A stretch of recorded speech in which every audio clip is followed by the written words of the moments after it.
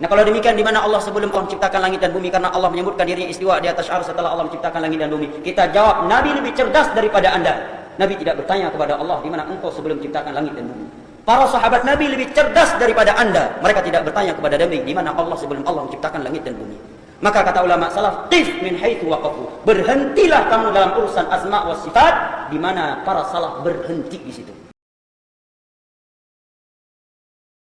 Assalamualaikum warahmatullahi wabarakatuh. Bismillahirrahmanirrahim. Allahumma sholli ala sayyidina Muhammadin wa ala alihi wa sahbihi ajma'in, amma ba'du.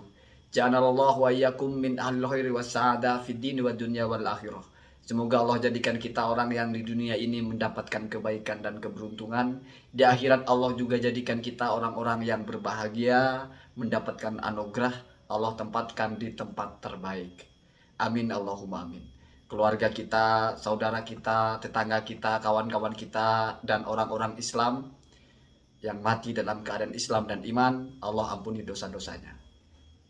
Ini adalah bagian terpenting dari konten saya, karena pasti kalian sepakat dengan hal ini. Mengenai selanjutnya apa yang akan saya bicarakan, mungkin kalian tidak sepakat. Terutama orang-orang yang sudah kadung silau dengan gelar-gelar.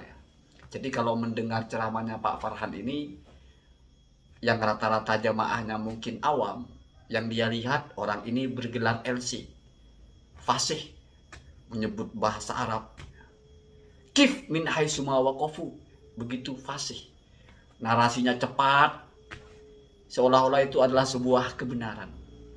Saya perhatikan ini adalah efek dari kebiasaan berceramah di depan orang awam, di mana tidak pernah ada counterback, tidak pernah ada pertanyaan yang mengkritisi. Coba kalau dia berbicara seperti itu di forum ilmiah, maka akan ditertawakan. Karena yang dia sampaikan itu semacam narasi-narasi tipuan saja.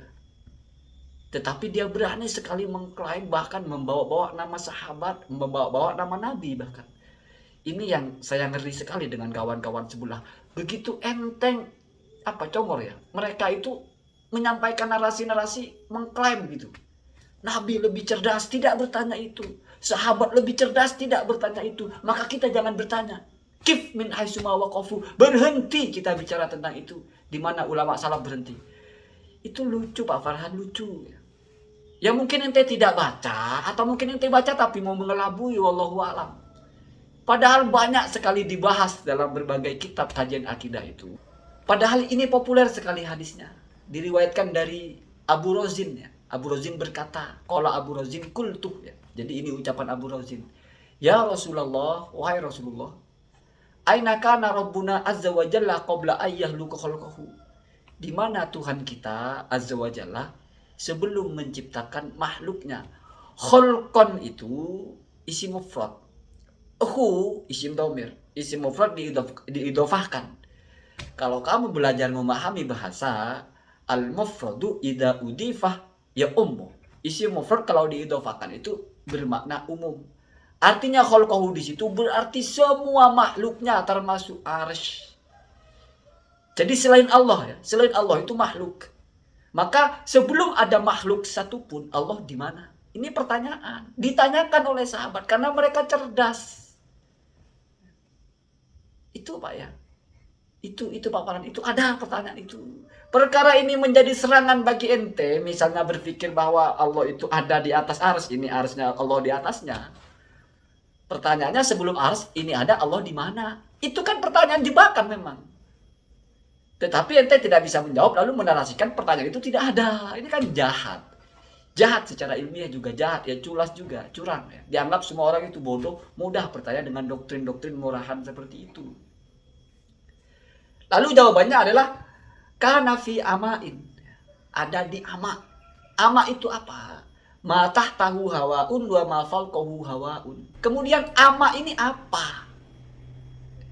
Ulama membahas. Kan tadi sebelum ada makhluk apapun kok menyebut nama ama? Ya. Maka ada yang mengatakan ama itu aslinya adalah ama. Ama artinya buta. Kalau buta berarti yukmi, sesuatu yang membuat orang buta. Kalau membuat orang buta berarti kan tidak ada. Maka itu berarti la syai'a sabitun, itu bukan sesuatu yang ada. Cuman bahasanya ya buta, gelap, tidak ada apa-apa, begitu ya. Itu salah satu dari cara menafsirkannya hadis itu. Jadi maksudnya jawaban dari Rasulullah itu adalah ya Allah ada dan tidak ada apapun. Ada dalam keadaan tidak ada apapun di situ. Itu fi ama begitu ya. Maka disebut ma tahtahu hawa, ma fawqahu hawa. Di atasnya nggak ada hawa, di bawahnya nggak ada hawa. Apapun artinya hawa itu. Dan ini sinkron dengan hadis Nabi yang lain. Ketika orang dari Yaman berdatang ya, mereka berkata, "Ji'naka linatafaqqaha wa linas'alaka an awwali hadzal amri." Makana kami datang kepadamu ya Rasul untuk belajar ilmu agama dan bertanya kepada engkau tentang apa sih yang pertama kali ini gitu ya. Itu maksudnya bagaimana awal mula penciptaan ini. Maka jawaban Rasul langsung, "Kanallahu wa la syai'a ghairuhu." Allah ada dan tidak ada satupun selainnya.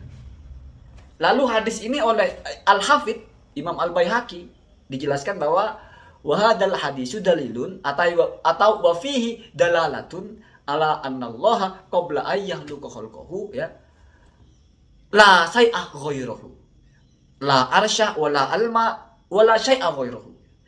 Jadi Allah ketika belum menciptakan makhluk maka tidak ada apapun selainnya.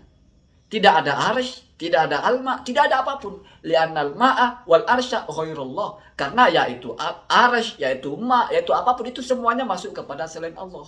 Sinkron kepada hadisnya bahwa ada Allah dan tidak ada satupun selainnya, maka tidak ada. Tidak ada arsy, tidak ada apapun.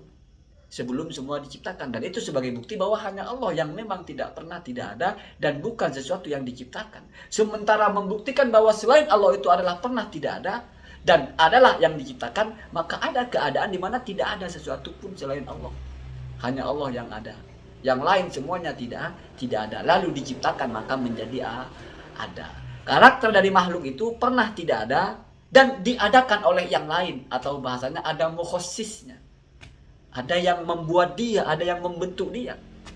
Itu karakter dari makhluk. Maka semua hal mesti bersifat itu. Pernah ada keadaan tidak ada makhluk satupun pernah. Hanya Allah satu-satunya sebagai bukti bahwa Allah memang berbeda dengan makhluknya. Jadi dua kategori saja. Ada yang mukhassas, ada ghairu mukhassas. Makhluk itu semua mukhassas. Allah lah sebagai mukhassis. Maka Allah tidak ada yang mengadakan Allah. Tidak ada yang menciptakan sehingga tidak pernah tidak ada. Sementara selain Allah semuanya pernah tidak ada karena diciptakan. Nah pertanyaannya kalau Allah di atas arsy itu. Arsy kan diciptakan berarti sebelumnya di bawahnya itu apa namanya? Itu rumit sudah ya. Menjebak orang yang berpikir Allah itu ada di satu lokasi. Kalau kamu hanya memahami istawa alal arsy tapi tidak lalu memahami Allah bertempat, nah itu masih bagus. Sehingga tidak akan ada hubungannya dengan dulu kan Allah belum ada arsy itu tidak bertempat. Sekarang kenapa bertempat? Oh enggak.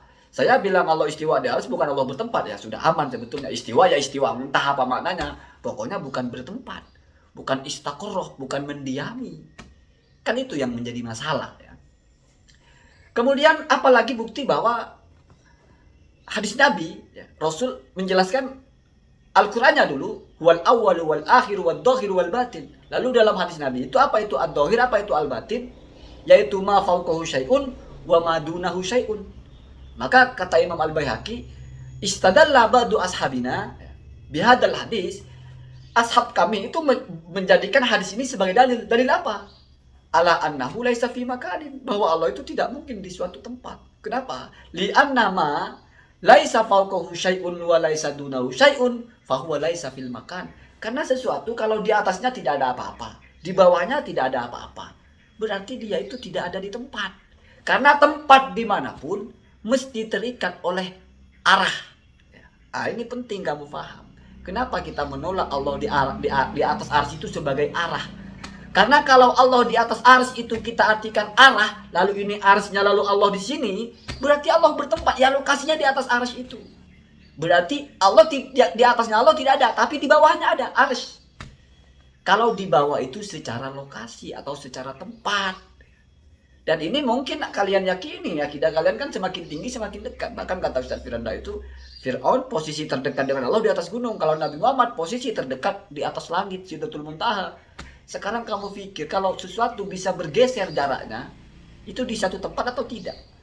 Bahkan semakin tinggi semakin dekat, itu kira-kira di suatu lokasi atau tidak? Dan ini yang kita tolak. Bukan kita menolak ayat istiwa, bukan. Ya, jadi begitu ya, semoga kita menjadi orang-orang yang lebih hati-hati memilih apa yang kita percaya. Allahumma hadina hadasabil. Assalamualaikum warahmatullahi wabarakatuh.